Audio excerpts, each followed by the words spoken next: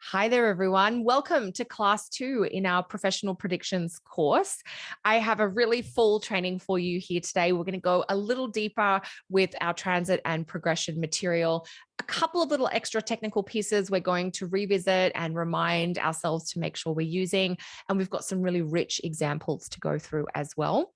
A quick reminder, though, that now we are coming to sort of the midway point in our time together in this program, which means we do have our live Q&A sessions coming up this Thursday, November 11th.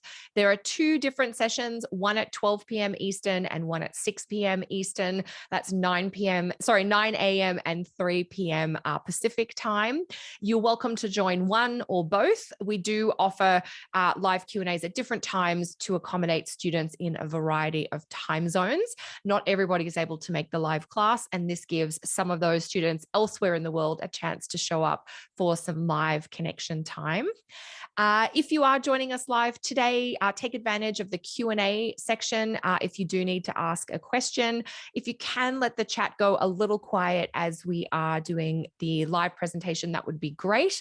That'll allow me to be concentrating on the presentation and you to be soaking in as much as you can of the material, since you have made the effort and given yourself the treat of being here live. Of course, we have Larry and Michael here helping out as well, so you'll see them in both the chat box and the Q&A, but do opt for the Q&A section if you have questions as we're going. It's just a little easier to keep track of for everybody there. So with that all said, let us begin. So let's see here. Here we go.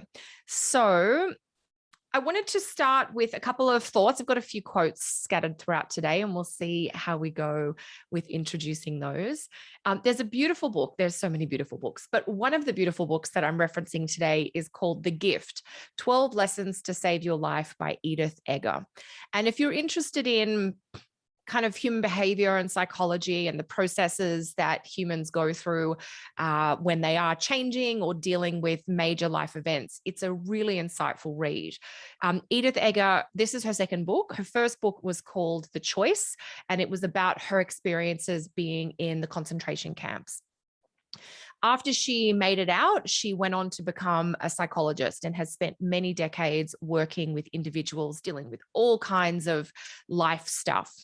And the book is really interesting. And these 3 points are just from the very intro section that I think are useful for us to keep in mind as we're contemplating predictive astrology and what it might indicate from an astrological perspective, but what our expectations might need to be, what kind of sort of range of realism we need to put our expectations in when dealing with real life humans and not just pure theoretical astrological examples. And so these few points that I want to mention, the first one is that we don't change until we're ready. And that's really important to keep in mind, that while we might be in the most opportune or the most dramatic astrological cycle that indicates something significant is changing, the human being experiencing that cycle is still participating in the process.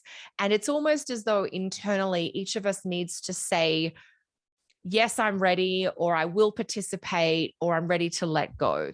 That we can have all kinds of cycles going on, but until that little part of us that's holding on, whether out of fear or survival or for whatever reason, until that part of us is ready to either let go or open to the process, not a lot will shift. And so sometimes our role as astrologers is to share the cycles, to let clients know there is a door open or there is a period in time where they might be wanting to try different things or ready to let go of other things, but they do get to, within reason, choose how much to go into that cycle or not.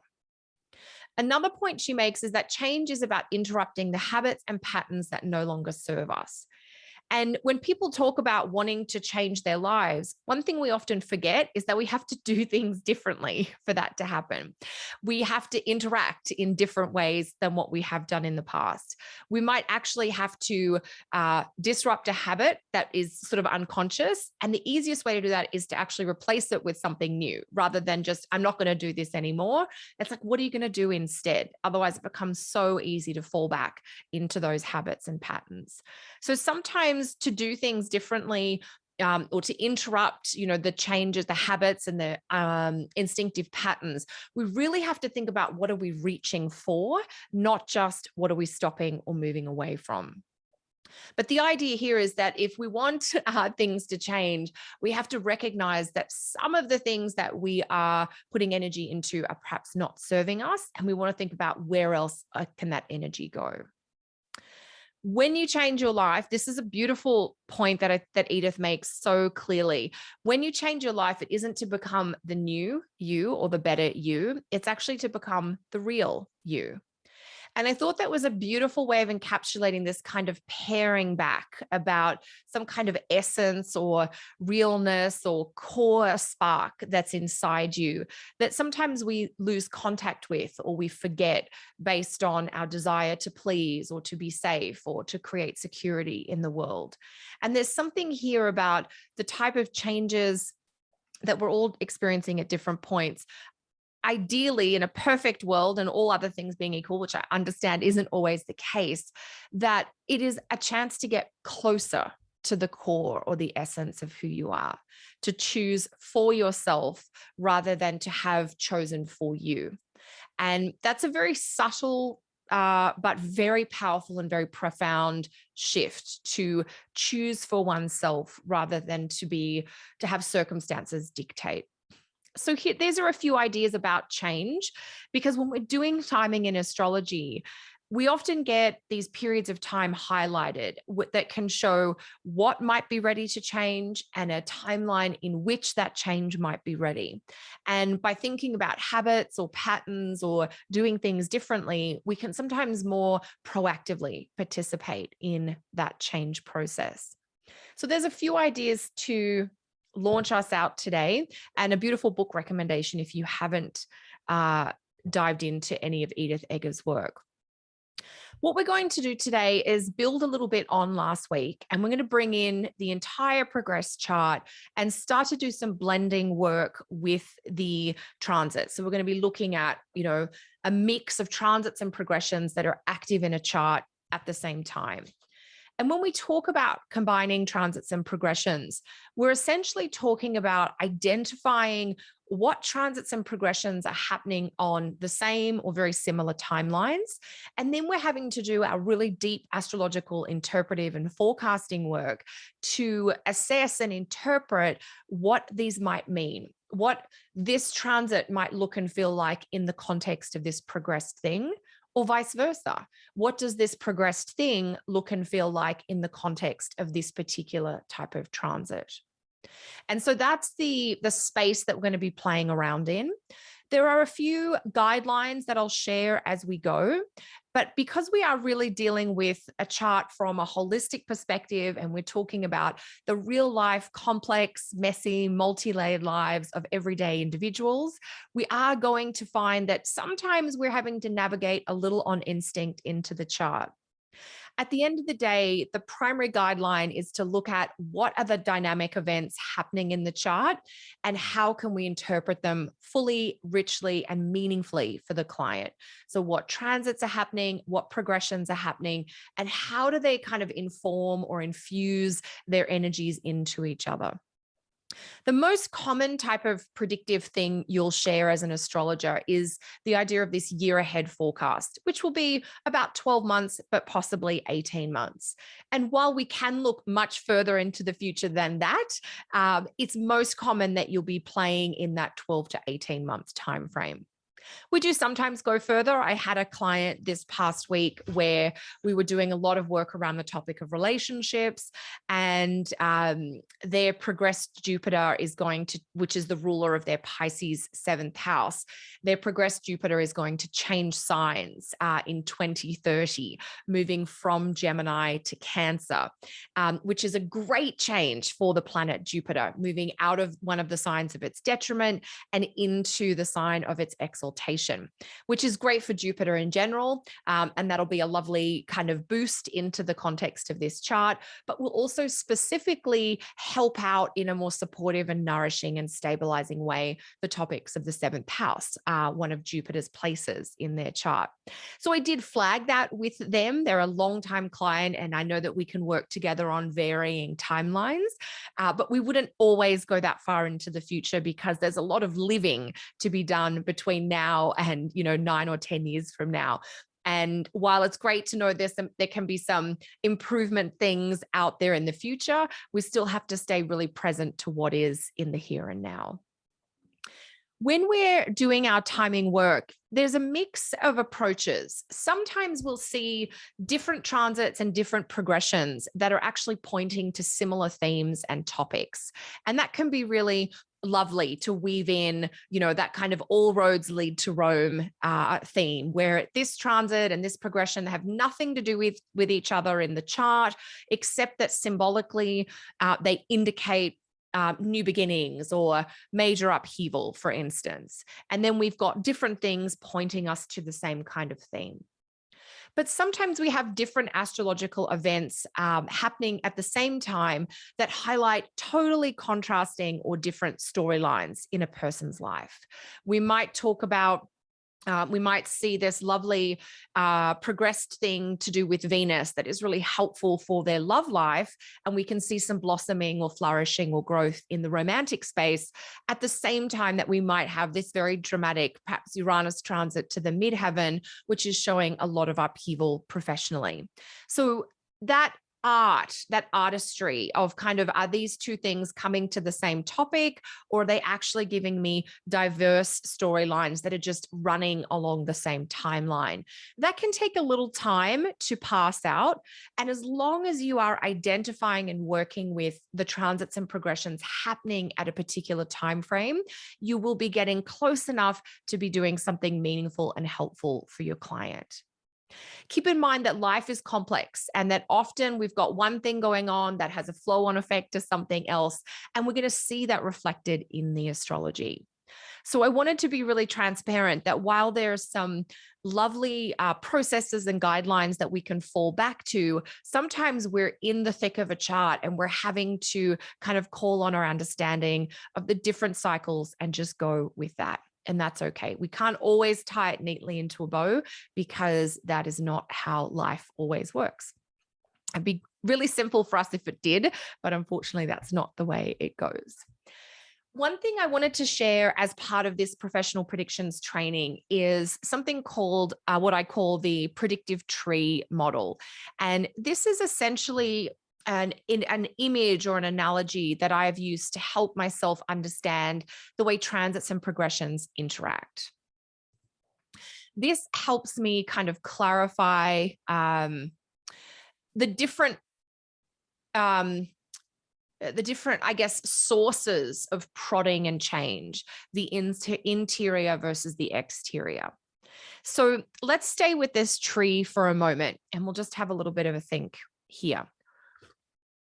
If we think about the idea of growth and change, or we think about living and progressing and developing and evolving through life, there are different times in our lives where we feel an urge or a call. We feel a desire to do something, to make something that didn't exist before, or to step away from something. And I always go to nature for this. So, I think about the trees in the late spring and summer, making buds to make flowers that might become fruit if they're an apple tree, or might just become a gorgeous fragrant rose if it's a rose bush. And I think about where the origin of that instinct or that driving change comes from. And if you're a tree, that's just something innate inside you. Maybe there's a cue from the weather or the sunshine, and maybe you're just ready inside yourself, this symbolic tree that kind of exists inside of all of us. So that desire to make a flower, to grow a bud, to have that bud kind of become into an apple or a peach or something like that, these, we might say, kind of originate from within, that there's something innate or intrinsic inside you it's like a little internal unconscious bell going off deep in your psyche. It's time for a little bit of art or beauty, or it's time to close down and rest. And those kind of inner cues I associate with the secondary progressions in the chart. So that the secondary progressions in the chart are often giving us pointers as to some of the shifting in the deeper inside space of a human. Sometimes it's conscious, sometimes it's unconscious, but it's sort of got that more instinctive, primal come from within. Now, if you're a rose and you're in the garden, you're a rose bush and you're ready to make your beautiful flowers, you get the buds going and you're slowly starting to open up. But what if there's a hailstorm? Or what if there is a hard frost? What if there is an excess of caterpillars this year and all of your leaves are being chewed up before you can get the energy that you need from the sun? And so this idea of how that internal desire interacts with the external weather, what kind of outer environment does your desire to make beauty, if we're talking about a flower, what kind of outer environment does that inner desire meet? That could be described by the transits. The transits often being described, if you like, as the astro weather. What is going on culturally, socially, externally to you in some capacity, so that when you bring your inside desires or instincts to the world, to the people around you, to your family dynamics, to your peer group or your professional group, what do you encounter? Do you encounter support? Maybe you're in a Jupiter transit at the same time. Do you encounter maybe some encouragement, but a real push to innovate? Maybe you're in a Uranus transit. Maybe you encounter an unexpected hailstorm if you're the rose bush. That could also be a type of Uranus transit. So the idea here is to think about how we can kind of have a little bit of weaving or dancing between the inside stuff, as perhaps described by our secondary progressions, and some of the outside stuff, which might be a little bit more clearly defined by our transits. Now, I wanted to offer this model as a guide. It's certainly not something that is an absolute, that transits always and only describe external things and progressions always and only describe internal things. But it holds true the majority of the time, and it can give you a nice framework and some nice language to help you when you are explaining and exploring these different cycles with clients, or even thinking about them with yourselves.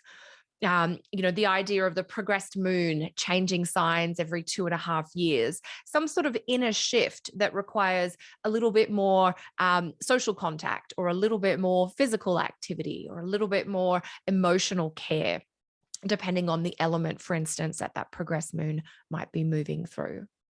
Having a progressed planet change signs is a huge internal adjustment and a big recalibration, such that everything to do with that planet in the weeks and months and even the years following that progressed planet changing signs is going to filter through into you understanding different things about yourself, and therefore making different choices in the world at large. Major transits like Uranus transits or Neptune transits or Saturn or Pluto transits will define how and in what ways you go about connecting with the world personally, professionally, creatively. Are you ready to do more or take on less? Or do you need to go in a totally different direction altogether? So, I love tree imagery. I love it for this sort of idea of life, but also for cycles and seasons of growth and release and rest and abundance and busyness and quiet times. But I also come back to the tree interacting with its environment to get this dance between transits and progressions. Now, if you've heard this little analogy before, great. Hopefully that's getting a little deeper inside you, that you can be sharing it with those around you. And if you've not heard it before, hopefully it is a guide that's going to help you with your own work going forward. So the idea here, when we're thinking about the inside cues, the secondary progressions, we're mostly thinking about sign changes. So progressed planets or angles changing signs. We're thinking about progressed planets or angles making aspects back to the natal chart. We're also thinking about direction changes. So a progressed planet maybe stationing retrograde or stationing direct. And we're thinking about the progressed moon, particularly changing phase.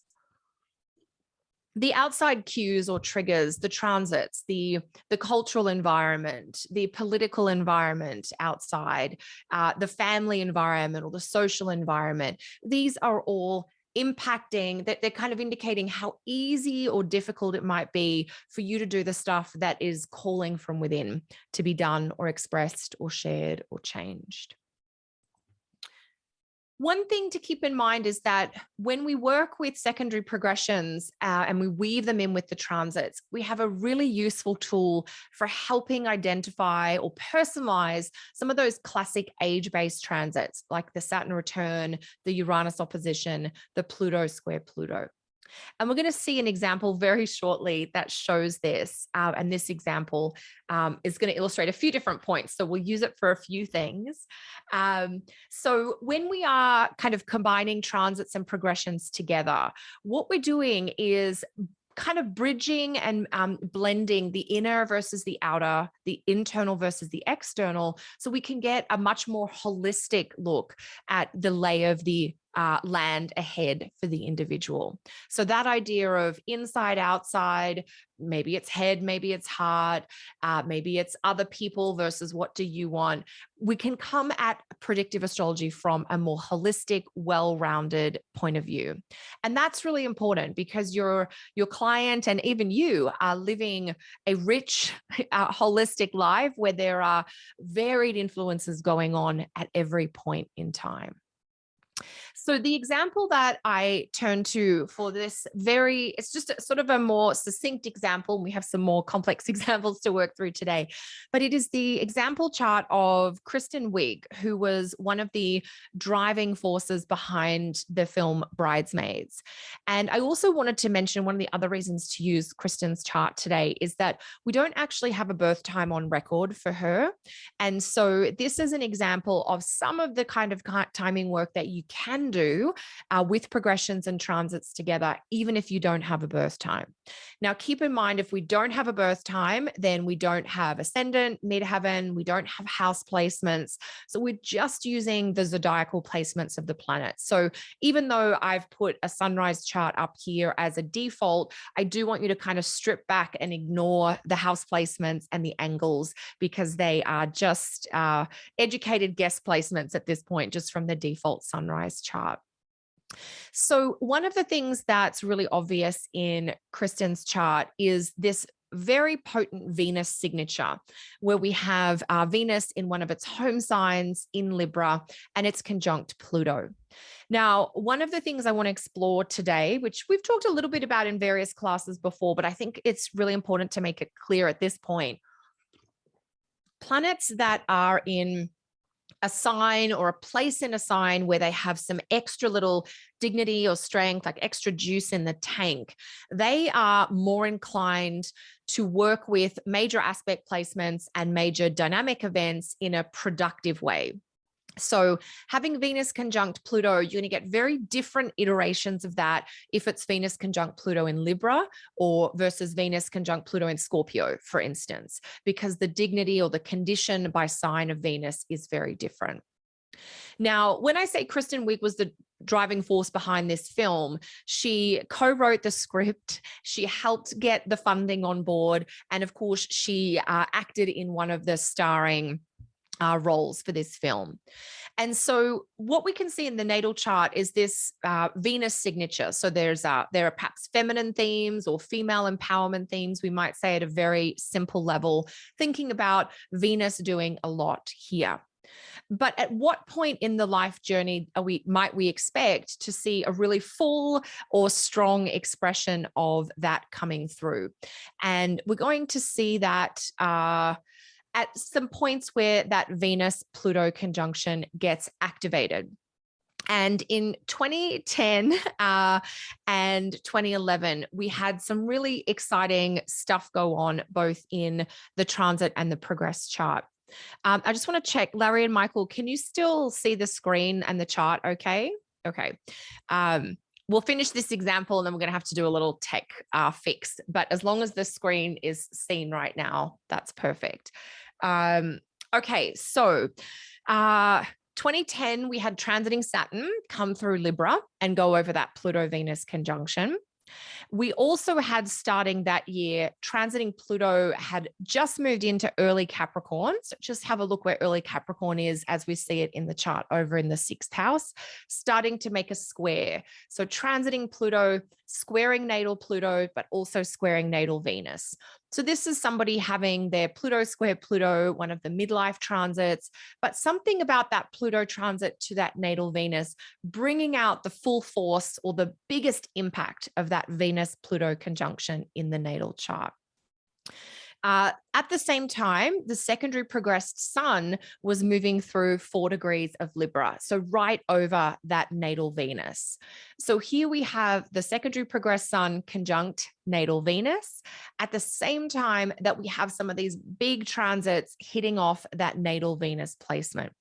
In 2011, of course, we had Uranus coming into early Aries, opposing that natal Venus as well. So we had some major outer planet transits at that time, and we had the progressed sun to natal Venus. So here we have this kind of mix of progressed sun on natal Venus. I better do something about this Venus stuff inside me, and I better do it now. I want to do it in a way that is big or impactful, or that might require a lot of money. You know, a movie takes a lot of funding to get up and running and happens for a good chunk of time in the years leading up. And that sense of like, if we want to try and make a big impact, we're going to have to take a lot of risk. And there might be a lot of potential reward on the table, but we don't really know until we get into it and we go through it, whether this undertaking will pay off. Now, at the same time, she was in her progressed new moon phase. So we're seeing a lot of activity coming in around that Venus, progressed sun to natal Venus, plus the transits. So on both levels, the inside level and the outside level, if you like, we've got this Venus coming out into the chart. And we have a kind of female-driven storyline full of women in the cast. You can even see it's about a wedding, which is also a Venus type thing. So we see a lot of this Venus potential coming forward. And of course, it was in the end quite successful in that it made loads of money. It was very successful for the creatives involved and brought a lot of that Venus energy forward. So that's just one example of how we can kind of bring together the transits and the progressions at the same time. Thinking about how everything, whether it's a transit or a progression, is pulling out the natal story. And the natal story here is this very potent, very vital, full of potential Venus in Libra plus Pluto there.